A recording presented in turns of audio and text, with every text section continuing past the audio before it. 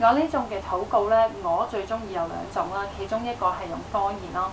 咁其實用方言嘅好處咧，就係你唔需要係經大腦去祈禱，咁你就可以一路做其他嘢咧，一路咧係用方言去禱告。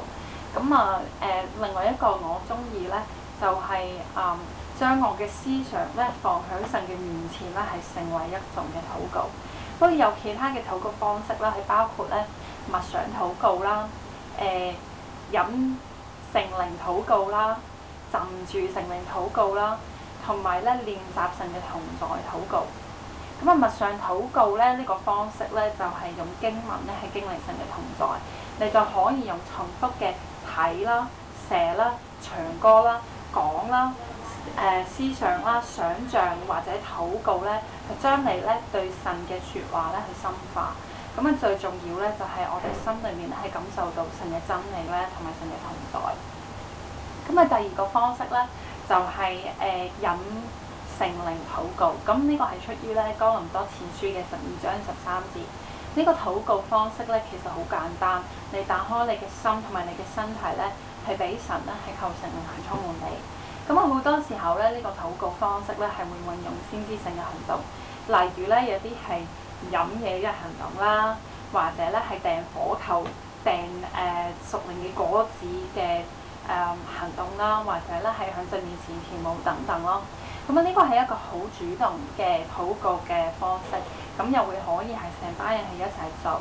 最主要就話咧靠一齊咧係靠聖靈嘅充滿，跟住咧之後咧就跟住聖靈嘅帶領啦。好多用呢個禱告方式咧就會嘅人咧就會更容易咧係見到異象。甚至乎咧就會可以成班人咧係見到同一個異象噶啦。喺一個禱告方式咧，就係浸住聖靈禱告咯。呢個係建基於以弗所書嘅5章18節，就話要受聖靈充滿。其實咧，嗰個要受充滿咧，原文嗰個字個意思咧就係浸住或者醃住，好似醃肉或者咧醃一啲酸瓜咁樣去醃住啦。其實呢個禱告方式咧係會用一啲嘅敬拜歌啦，用一啲嘅講道啦，用一啲嘅經文咧去協助自己去進入神嘅同在。用呢個禱告方式嘅人咧，好多時候會坐喺度或者瞓喺度，總之係個舒服嘅位置咧，去眯埋自己嘅眼咧，刻意打開你嘅心咧，去感受神嘅同在。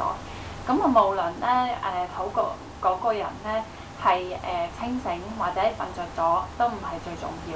最重要咧就係佢個心咧係向住神嘅。我亦都想講好多次教會個服侍時間咧，都係用呢種嘅禱告方式，就係你會有敬拜隊喺度唱歌，跟住前面嗰個人喺度祈禱。你又行咗喺前面咧，你企向神面前，打開咗個心，睇下神有啲咩同你講，都係用呢個禱告方式啦，基本上。最尾嗰個禱告方式咧，就係講練習神嘅同在。呢個禱告方式咧，其實係一個好容易同埋好實際嘅一個禱告方式，喺好多種情況可以用㗎。我哋各人知道咧，其實主永遠都係同我哋一齊嘅。呢個禱告方式咧，就會咧係容許我哋喺任何嘅情況咧，可以咧係經歷佢嘅同在。其實你點樣禱告咧，就係無論你做緊啲乜嘢嘅時候咧，你容許自己去想像咧，耶穌喺你隔離。你咧係用你嘅心咧係同佢講嘢，關於你所做嘅嘢、所諗嘅嘢咁樣咯。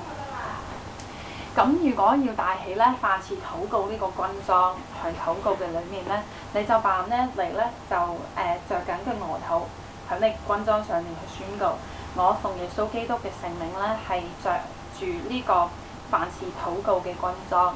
我今日咧係選擇咧係要響各事各情況咧係響神裏面咧係用禱告去溝通。聖靈求你今日咧係充滿我，係咧幫助我去禱告。關於呢個屬靈軍裝同埋屬靈爭戰嘅教導完畢。如果你有任何問題想問，或者咧你想問我哋咧去服侍，咁就用 email 聯絡我哋啦。anointingprayerservice@yahoo.com.hk anointingprayerservice@yahoo.com.hk 多謝大家。